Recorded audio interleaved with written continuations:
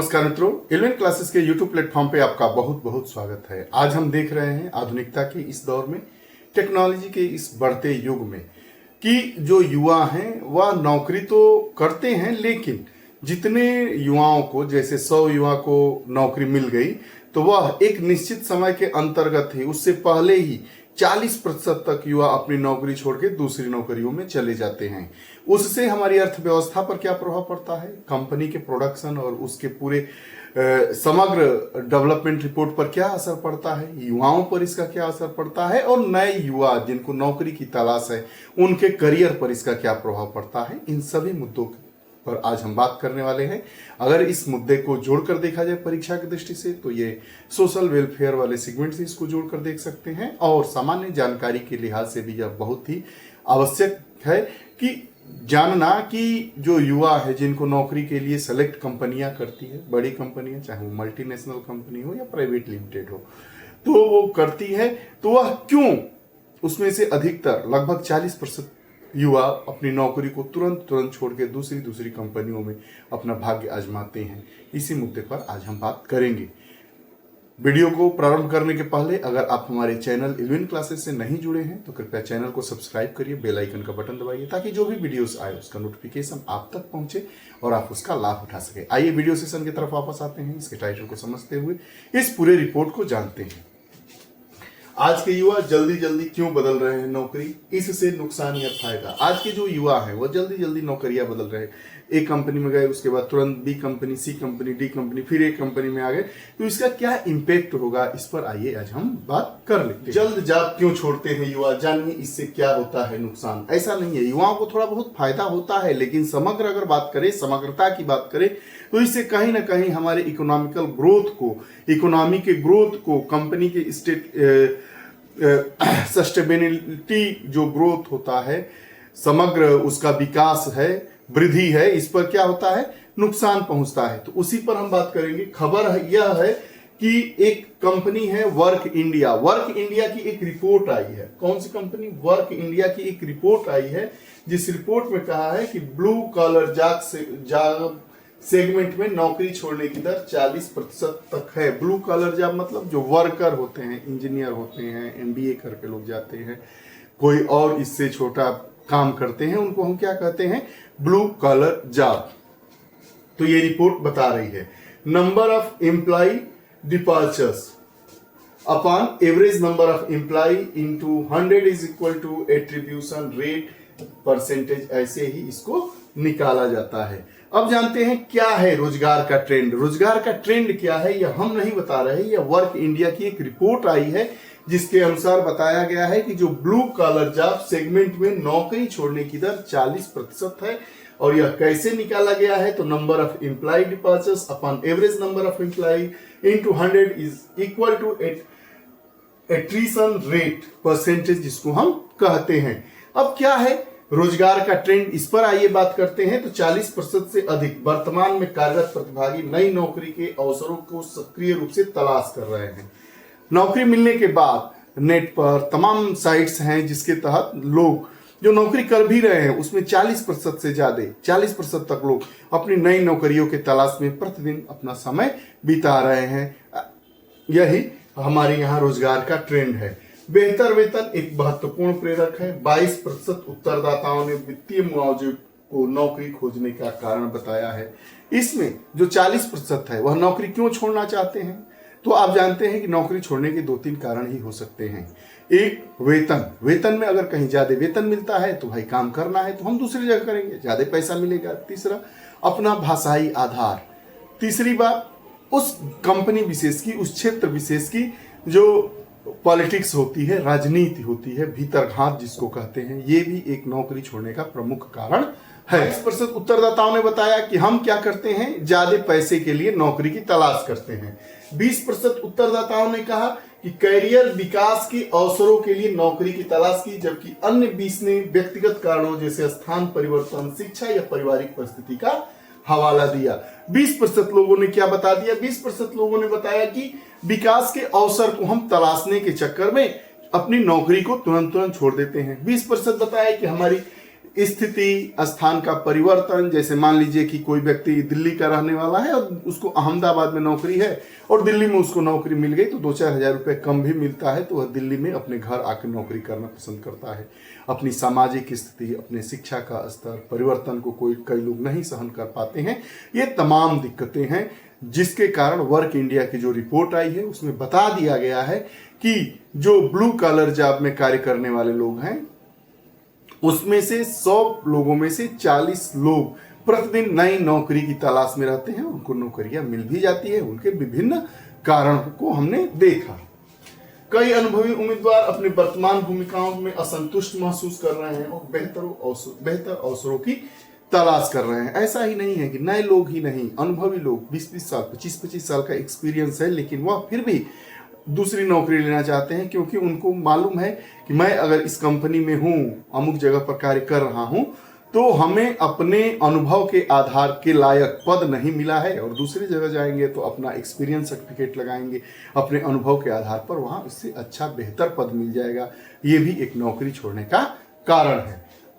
उसके बाद छटनी या वित्तीय अस्थिरता को लेकर चिंताएं अक्सर उम्मीदवारों को नई नौकरियों की तलाश के लिए करती है और आप देख रहे हैं कि जो वित्तीय अनियमितता है, वित्तीय अस्थिरता है, छटनी की व्यवस्था है, इसको लेकर भी कई लोग अपने जॉब को चेंज करते रहते हैं।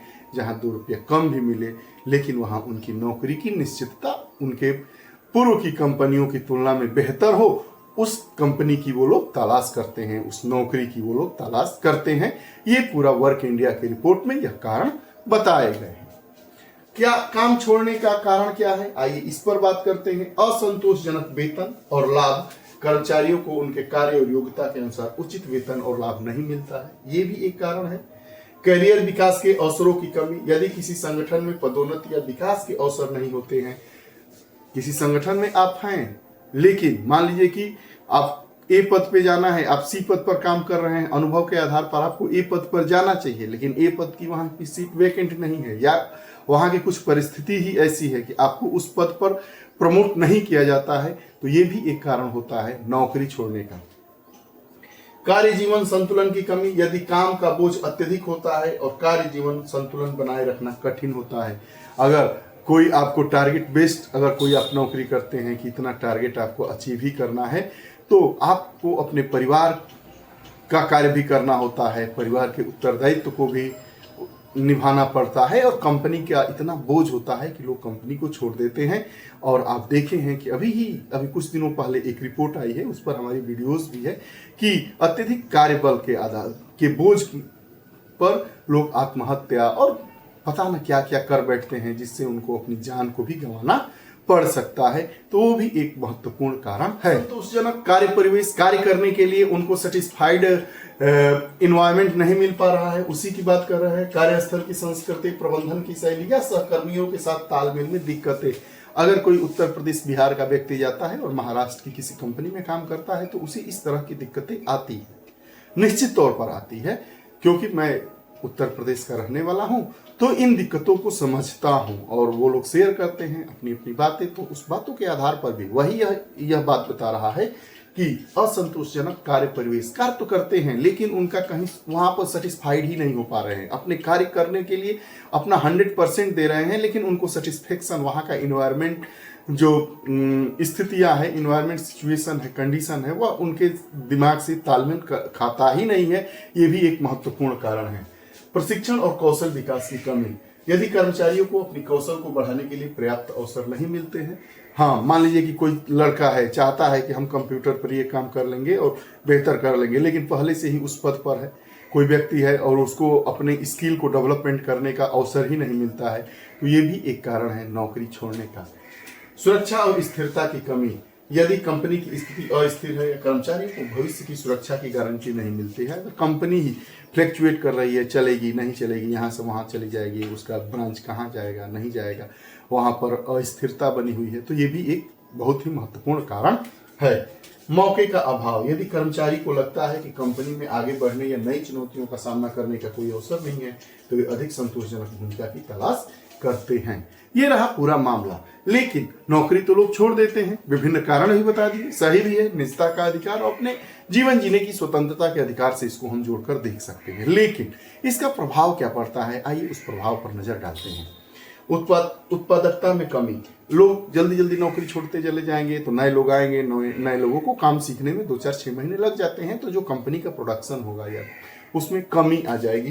तो वही कह रहा है, कर्मचारियों के बार बार नौकरी छोड़ने से संगठन की समग्र उत्पादकता पर नकारात्मक प्रभाव इसका पड़ता है। नकारात्मक प्रभाव तो पड़ेगा ही, ये तो लाजमी। शिक्षण और भर्ती लागत में वृद्धि, अब जैसे कोई नया कर्मचारी नियुक्त किया जाता है, अपॉइंट किया जाता है, तो उसको प्रशिक्षण दिया जाता है और उसको नियुक्त करने में जो पैसे की लागत आती है वह भी इसका एक नकारात्मक प्रभाव है। तो उच्च त्याग दर के कारण संगठन को लगातार नए कर्मचारियों की भर्ती करने, प्रशिक्षित करने में अधिक धन और समय खर्च करना पड़ता है, जिससे लागत भी बढ़ जाती है। कर्मचारियों का मनोबल इससे गिरता है, बार बार कर्मचारियों का आना जाना होता है।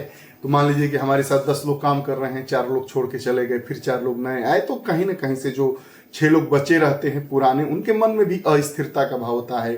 तमाम कारण वो लोग छोड़ने वाले बताएंगे, आपके मन में भी वो तमाम विचार आएंगे, तमाम कारण आएंगे कि क्यों ना हम भी नौकरी को छोड़ दें। वही बात कर रहा है कि इससे कर्मचारियों का मनोबल गिर जाता है। बार बार कर्मचारियों का जाना बाकी कर्मचारियों को मनोबल को प्रभावित करता है। इससे कार्यस्थल पर अस्थिरता का माहौल पैदा हो सकता है। तो ऐसा लगता है कि अरे चलो हम भी छोड़ के चले जाते हैं, चलो हम भी छोड़ के चले जाते हैं। कोई नया है वह भी कहेगा कि इसमें तो जो कर्मचारी आता है वह टिक ही नहीं पाता है, तो हम भी इस जॉब को ज्यादा दिन तक नहीं करेंगे। जब तक कर रहे हैं तब तक नई नौकरी नहीं मिल रही है, तभी तक हम इस नौकरी को कर रहे हैं। तो ये कार्यस्थल पर अस्थिरता का पूरा माहौल इससे पैदा हो जाता है। ये इसका नकारात्मक पक्ष है। कौशल और विशेषज्ञता की कमी, उच्च त्याग दर के कारण संगठन अपने अनुभवी और कुशल कर्मचारियों को खो सकता है। इससे संगठन में विशेषज्ञता और ज्ञान की कमी हो सकती है। अब ऐसे ही रहेगा, 40% लोग नौकरी को ही त्याग दे रहे हैं दूसरी नौकरियों की तलाश में। तो जो स्किल्ड लोग हैं, 10 साल 12 साल से काम कर रहे हैं, उस कंपनी के कार्य करने की क्षमता को विकसित कर चुके हैं, उनके ही जैसे लोगों के आधार पर वह कंपनी आगे बढ़ रही है। और ऐसे लोग जब कंपनी छोड़कर चले जाएंगे तो कंपनी का क्या होगा।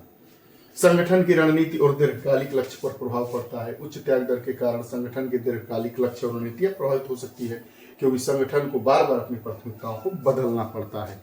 अब जैसे लेकर चलते हैं कि अगले 2-3 वित्तीय वर्ष बाद हमारी स्थिति ये होगी, और बीच में पता चला कि जिसके आधार पर हम यह अपना एम को, उद्देश्य को लक्षित किए हैं, वह उसके पहले कर्मचारी ही चला जाता है। नया कर्मचारी आएगा तो निश्चित तौर पर उस लक्ष्य को प्राप्त करने में काफी कठिनाइयां होगी। तो ये रहा पूरा मामला। एक वर्क इंडिया की रिपोर्ट आई है जिसमें बताया गया है कि ब्लू कॉलर जॉब से संबंधित लोग 40% लोग नई नौकरियों की तलाश में रहते हैं। उसके विभिन्न कारण इसमें बताए गए हैं। लेकिन अगर वो नई नौकरियां पा लेते हैं तो उससे कंपनी पर क्या प्रभाव पड़ता है, उससे उत्पादकता पर क्या प्रभाव पड़ता है, इस विषय पर हमने गहनता से अध्ययन किया। आपको ये हमारा सेगमेंट कैसा लगा कमेंट बॉक्स में जरूर बताइएगा। अगर आप हमसे नहीं जुड़े हैं तो कृपया इलेवन क्लासेस चैनल को सब्सक्राइब करिए, बेल आइकन का बटन दबाइए, ताकि जो भी वीडियोस आए उसका नोटिफिकेशन आप तक पहुंचे और आप उसका लाभ उठा सकें। बहुत बहुत धन्यवाद।